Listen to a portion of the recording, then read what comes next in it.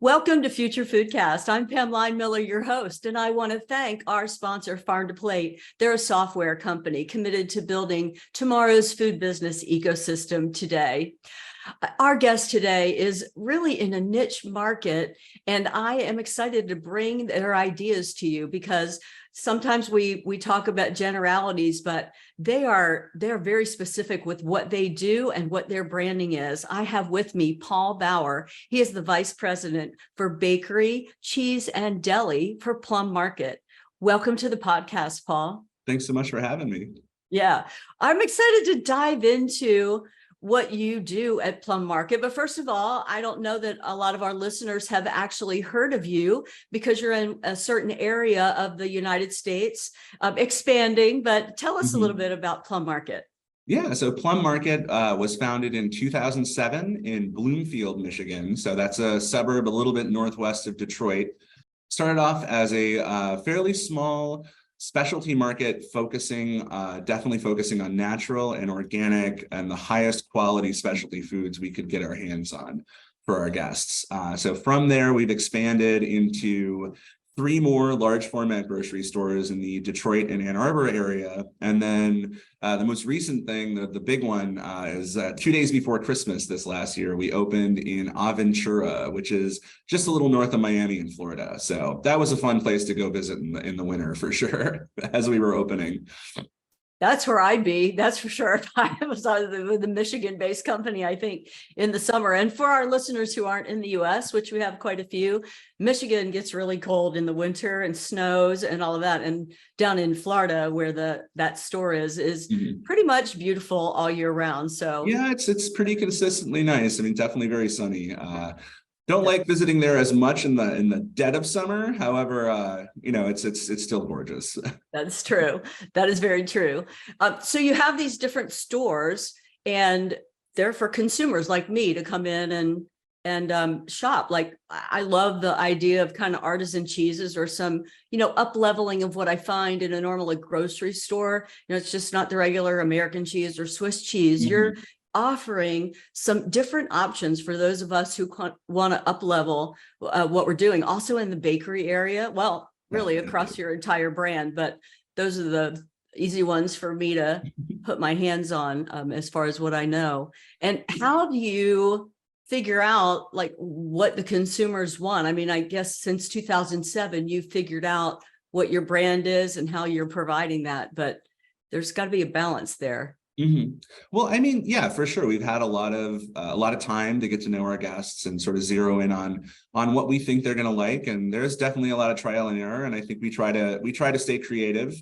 Not everything you bring in is going to be a knockout. However, I think keeping things fresh and very intentional and trying to bring things in that we understand that the folks who are making them are doing something pretty unique and pretty special. I mean, one of the I think more successful stories that we have is Idle Farms. So that was started up in Northport, Michigan, which if you ever know somebody from Michigan, we do this a lot because the lower peninsula of our state looks kind of like a mitten. Detroit's down here, and then Northport's going to be all the way up here. So the farmstead goat. Pause for a second. For those who aren't watching on YouTube, if you're listening on podcast, Paul just put his palm up, his hand together, because that's the shape of the state of Michigan. So he was pointing out geographically where he was going from the south end to the north. Yeah, Detroit, we're in the southeast corner of the state, and Northport is in the northwest corner of our lower peninsula here in Michigan. But Idle Farms is a really amazing farmstead goat creamery. All of the milk is sourced from their own herd of goats, and we've stood behind them for a long time. Recently, they won a decent amount of awards at the American Cheese Society Conference, which actually the American Cheese Society Conference just celebrated its 40th year, which is pretty huge. So it's been great to collaborate with great artisans. It's also been great to keep keep abreast of different trends in the market and try to work as closely with different trade groups as we can to make sure that we're sourcing the best stuff we possibly can. And I know one thing that's been on my mind recently is the amount of detail and the amount of care and concern you need to have around a lot of these items, because for large grocery chains, I think a lot of the decision you're going to make on what to bring in is going to be based on the ease of carrying this and minimizing shrink. And I was like, okay, this is going to last for a year, so it's easy enough for me to put it on the shelf. For sure, there are a lot of aged cheeses that are going to last almost indefinitely because of, their moisture content and the amount of salt that's in them. However, some of our favorite stuff is only going to last for a week or two once we bring it in. So, threading that needle, trying to find out exactly how much you're going to need so that you're not, going too big and incurring a lot of undue shrink. Or conversely, which is sometimes even worse, is if you don't bring enough in, you're gonna run out and your set's going to look, kind of decimated and really sad. So one thing I think that we pride ourselves on at Plum is being creative and doing that extra work to make sure that we're bringing in items that take a bit more a little bit more intention to carry. So one thing that sort of set us apart for sure. I'm sure your customers look to you for that. They know that you are being intentional and being caring about the not just having some product on the shelf, but what it is and having a good variety for them. But I think that's hard to figure out. I think that takes a lot of work. You're the one that does the work, and you and your people. But how do you figure out, that inventory management piece so that you do have a good amount of product variety selection for your customers, but also that you're not going to be throwing a lot away or wasting, there's a good balance in there. Well, for sure. Over the years, we've honed different techniques. We've used different tools. I mean, a lot of it was just Excel spreadsheets at first, but more recently, and one of the things that I think is the most interesting to me currently about our business and as we grow is how we've leveraged new technology to, definitely we're working with, electronic inventory management, which is a huge benefit for all the teams. It lets us see exactly what's coming in. And, we're doing electronic recording for shrink is something that we're working to launch. And then also what we've been getting into lately is planogramming software, which is really, really incredible, specifically actually for like the center store department. So that would be like grocery, dairy, frozen, or these items that you have that are generally like going to be squares or rectangles, like easy enough to set them, on those shelves. And then you create a digital map of exactly what is where. And what's really cool is after you've set that up, you can actually see a heat map sort of report of what's actually selling, what isn't doing so well. And you can use that data. To rearrange your sets, complete resets, just move things from one section to another. And it's been pretty great to play around with for sure. Yes, it's really good to hear that Plum Market is taking advantage of some of the innovative technology that's available in the food industry. I think the food industry in particular, there's so much room for technology to help with things like you're talking about, that inventory management and the shrink. I mean, nobody wants food waste. That's a big focus for consumers and companies right now. You really have always been trying to minimize that, but usually that's been in somebody's brain, or like you said, maybe they could have it on an Excel spreadsheet, but now we have more intelligent technology to help with those decisions and to know what's actually happening on the ground in the stores and the locations that you're serving. Well, speaking of the locations that you're serving, you're not just stores where I, as a consumer, would walk in and maybe buy some cheeses or some breads or go to the deli and have some great selections there that are different from what I would find just kind of in a regular run-of-the-mill store. But you have other kinds of locations too. Yeah, we've definitely, I think we've leveraged and capitalized on our brand over the years. So, we started out specifically as grocery for, a number of years, and we've expanded out into, doing food service for various institutional accounts, which is really cool. So our prepared foods department is pretty famous. Like we do chef crafted meals. It's all made from scratch. Very, very tasty stuff. And it's one of the things that we sort of built our name on is you come in to shop, but you can also essentially have one of the best lunches in town. So we've always sort of hung our hat on that department, and we're all very proud of it. And so, some of these different institutional accounts here in the Detroit area, like in the auto industry, will work with certain companies to essentially cater lunches for them. We also do some private schools in the area. Very proud of our work with them. And then we also have, some cafe concepts in a couple of different colleges, actually. So like Butler University and Case Western Reserve, we have some operations out there, and we're always expanding. It's been great to see the growth there. And then some of the more velocity that we've seen, honestly, is in airport locations. So that's been a focus for us. Years ago, we opened a spot in the Detroit Wayne Airport. So right at DTW, in the McNamara terminal. If you ever walk through there, we're one of the first places you'll see as you get through security. And we've taken that prepared foods concept and grab and go, and really, I think, sort of, like honed that, and created a really great area for folks in the airport, need something small, but they want to make sure that it's, going to be well made with quality ingredients. It's going to essentially like not leave them feeling horrible after they've eaten it. So yeah, the airport operations are growing. And then also, we're growing down in Florida too. So there's definitely a lot of things happening. And one thing I was thinking about recently, about this technology that we're bringing on, I think it can be a little overwhelming for smaller independents to think about the amount of investment you have to make in some of these systems. But I was thinking back to that first store we started in 2007, when, all the directors, team leaders, definitely the owners were laser focused on that one location and spent, countless hours in there, and you'd see everything that happened, and like really nothing escaped your notice, and it gave you a lot of really good data and a lot of good info on what was happening. Kind of can't do that if you're a national company. You're not going to be in every store every day. So this technology is giving us those eyes that we had, and so we're using, I think, sort of the same instincts and the same, general idea that we are going to provide the best experience and the best service possible to the guests to try to get them to come back and trust us as their partner to get the best food that they can. So using that technology in a very intentional way that is focused on the end result, better guest service, I think has been our guiding light. And so that's definitely allowed us, I think, to make some really informed choices on what we're going to use, as opposed to, what might be really flashy.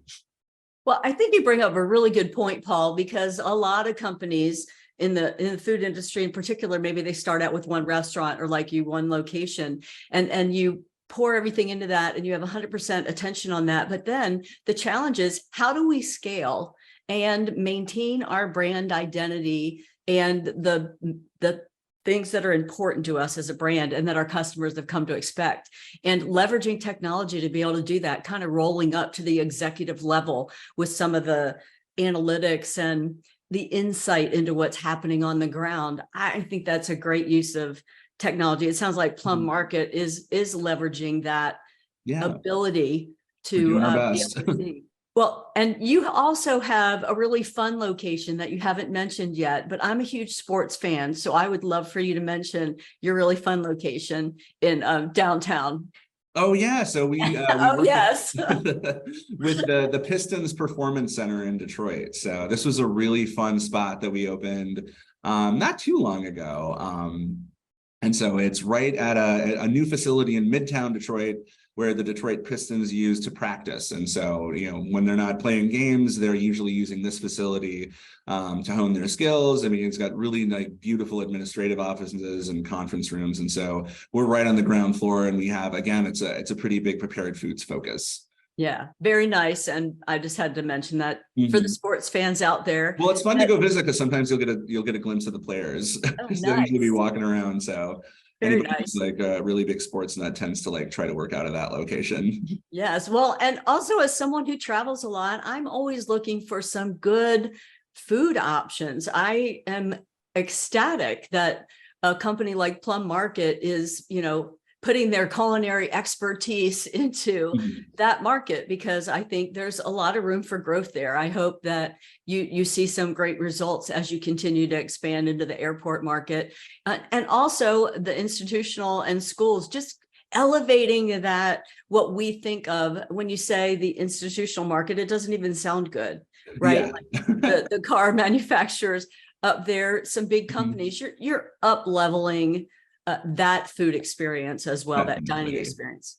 Yeah, I think that's essentially one of the things that we've found as, you know, a really just successful area for us is, you know, working in sometimes non-traditional areas where, you know, a lot of these places are going to get, you know, catered lunch from local restaurants, generally as like, you know, a sort of a thank you to the staff. Whereas, you know, some of these companies are, you know, every work day of the week, you know, we're bringing them some pretty amazing chef crafted meals that are, you know, healthful, like whole foods, definitely like, you know, real stuff. So I think it makes a big difference. And I know for sure that the, you know, the teams at these companies definitely appreciate it. So well, Paul, so you are really specialized in the bakery and the cheese and the deli area. Are you seeing that the consumer demand is for, you know, better foods in that area or healthier options, or what are you seeing?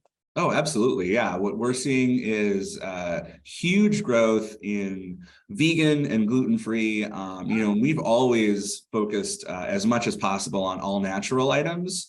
And we've seen just tremendous growth. I mean, specifically in the bakery. We're also, you know, a lot of the folks that are coming to shop at our stores are looking for uncured salamis, meats. So, you know, these are things that are nitrate and nitrite free. And so we're seeing a lot of growth there.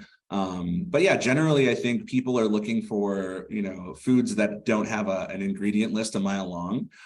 And so as much as possible, we're working with, you know, smaller artisans that are using very minimal ingredients to create, you know, super tasty and definitely, you know, sometimes super sweet and decadent treats, but, you know, using as natural and as few ingredients as possible. So I for sure have seen like a huge explosion in a lot of, you know, more healthy bakery items and for sure more healthy deli items.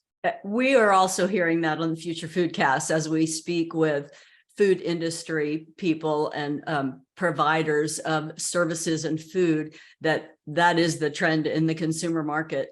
But has COVID, you know, we went through this pandemic situation and, you know, but things have changed a little bit as far as buying habits.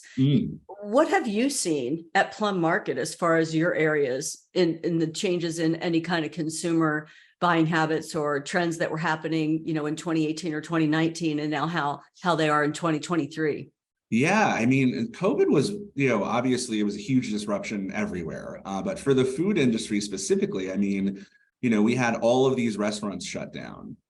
So our prepared foods department for sure saw a huge increase in business because people were still looking for something that was prepared and ready to eat, you know, like, you know, grabbing something to bring home for dinner. But we also saw a lot of growth, you know, in my departments and in those sort of like the perishable sort of perimeter of the store departments.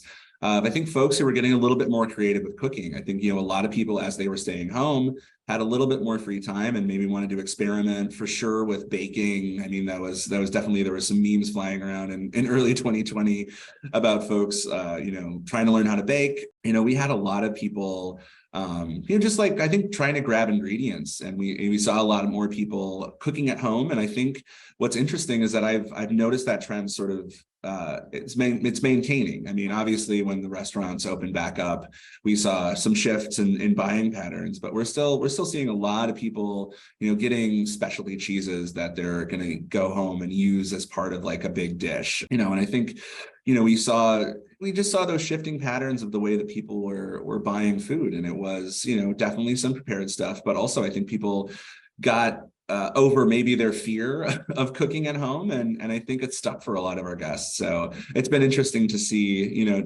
like we had sort of an artificially inflated amount of business in 2020 and 2021 because there was nobody else to shop with, essentially. You know, you had like nobody was going to restaurants.